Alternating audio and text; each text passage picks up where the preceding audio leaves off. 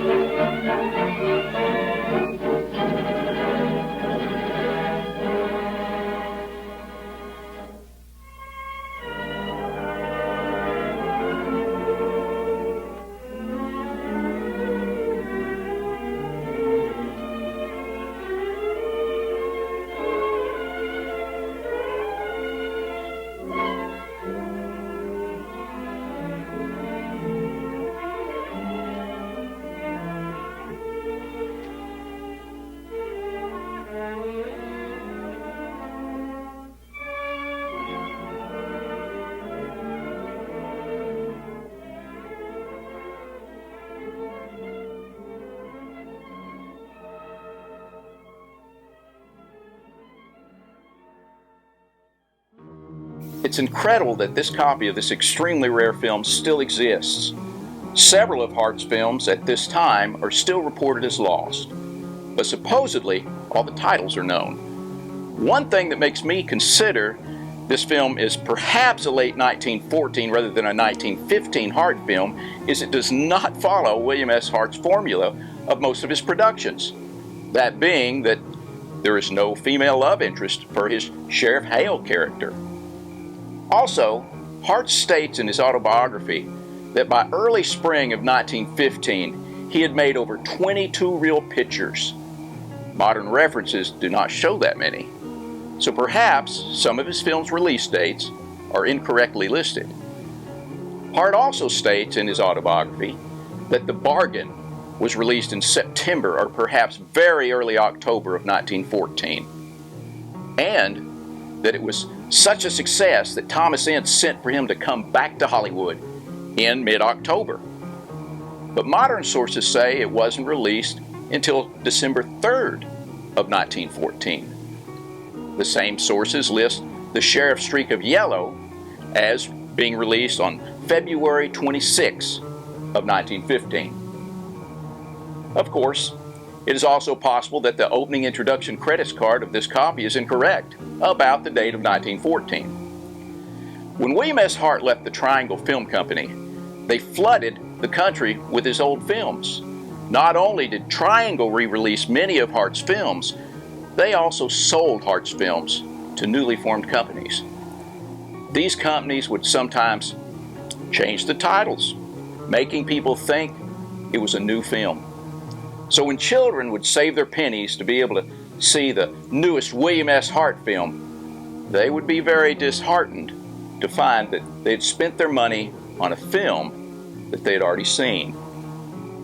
One of these companies that purchased some of Hart's films from Triangle was the WHP Company, whose title cards were shown in this copy.